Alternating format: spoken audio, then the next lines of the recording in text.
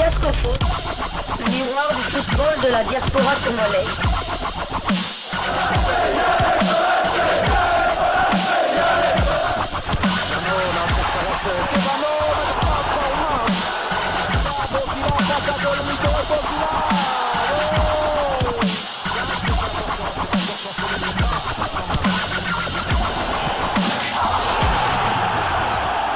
Diascofoot, le miroir du football de la diaspora congolaise. Vous êtes en train de suivre Diascofoot, les miroirs du football de la diaspora congolaise. Diascofoot qui vous apporte des informations sur des footballeurs d'origine congolaise ou des footballeurs congolais qui évoluent essentiellement dans la diaspora. Et aujourd'hui, nous voulons revenir sur les quelques résultats en Champions League de l'UEFA, notamment pour voir un peu qu'est-ce que les Congolais ont pu réaliser comme résultat et si nous avons de la chance d'avoir quelques Congolais supplémentaires sur cette scène de l'UEFA. Donc en Champions League, fin de parcours pour Marcel Tisserand et Jonathan Okita. Donc triste dénouement pour Marcel Tisserand, qu'on s'est réjoui déjà de le voir rejouer avec le Fenerbahçe. Et donc le Fenerbahçe est en infériorité numérique donc pour les matchs retour contre les Ukrainiens de Dynamo Kiev. Les Turcs avaient réussi à arracher les prolongations face au Dynamo Kiev justement. Malheureusement, la formation de l'autre côté, la formation ukrainienne s'est imposée en marquant à la 114e minute de prolongation, donc le score final 1-2. Donc voilà, les Dynamo Kiev, malgré ce qui se passe en Ukraine, la guerre et tout, poursuit quand même son chemin et ils ont réussi quand même, ils ont les faveurs de l'UEFA, de la communauté internationale. Donc les Dynamo Kiev va poursuivre son chemin contre les malheureux Turcs de Fenerbahçe. Donc par ricochet, Marcel Tisserand tombe. Déjà, il ne sera pas en Champions League, du moins avec la formation de Fenerbahçe. Et de l'autre côté, en Suisse, le FC Zurich de Jonathan Okita a été tenu en échec à domicile par Karabakh. 2 buts partout. Les deux équipes poursuivront néanmoins leur aventure européenne en Ligue Europa. Donc voilà, on va quand même avoir Jonathan Okita en Ligue Europa, mais c'est dommage quand même. On aurait bien voulu le voir quand même en Champions League, dans la phase de poule contre des grandes équipes européennes. Ça nous aurait fait certainement beaucoup plus plaisir que de le voir en Europa League.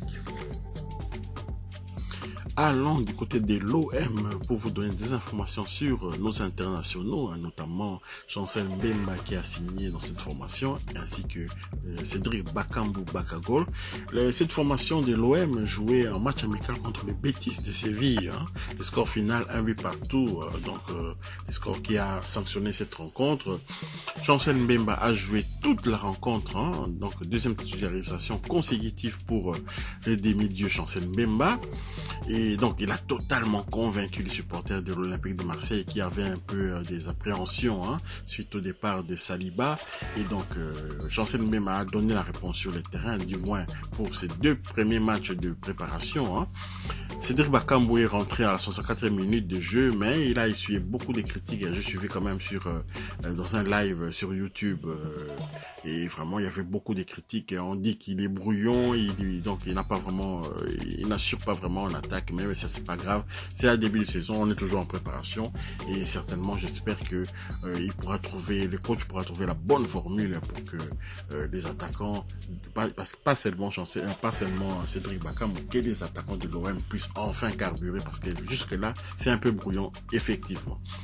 Donc les prochains matchs de l'Olympique de Marseille se jouera dimanche 31 juillet contre les Milan AC, c'est toujours en amical, dès 17h heure de Kinshasa, 18h heure de Lubumbashi, au stade Orange Vélodrome de Marseille. Donc voici donc quelques résultats des matchs amicaux enregistrés par l'Olympique de Marseille. D'abord ils avaient joué contre Marignane, gagné 4-1, et puis ensuite ils ont été défaits par Norwich City, vous savez, le club anglais, par 0-3. Marseille ensuite avait perdu encore en Angleterre contre Middlesbrough par 0-2. Et finalement, Betis de Séville, 1 but partout. À l'Olympique de Marseille, vraiment, c'est vraiment les bilans de ces matchs de préparation mi-figue, mi-raisin, beaucoup plus de défaites que de victoires. Donc voilà, une victoire, 2 défaites, 1 nul, 5 buts marqués, 7 buts encaissés. Et donc voilà les bilans de match et les préparations actuelles de l'Olympique de Marseille. Un match de préparation de plus dans ces Diasco Foot d'aujourd'hui. Il s'agit de Lorient, contre Châteauroux, 2-1 pour Lorient. Et Kaloulou était titulaire. Donc voilà, nous vous donnons les news de Kaloulou.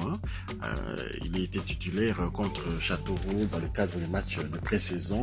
Et félicitations à lui également. Donc on va surveiller toujours nos compatriotes, même dans cette pré-saison. Ils doivent vraiment être titulaires. Nous espérons vraiment qu'il y aura beaucoup plus de titulaires, et Kaloulou était titulaire contre Châteauroux et Lorient s'est imposé par 2-1. Donc bravo à lui.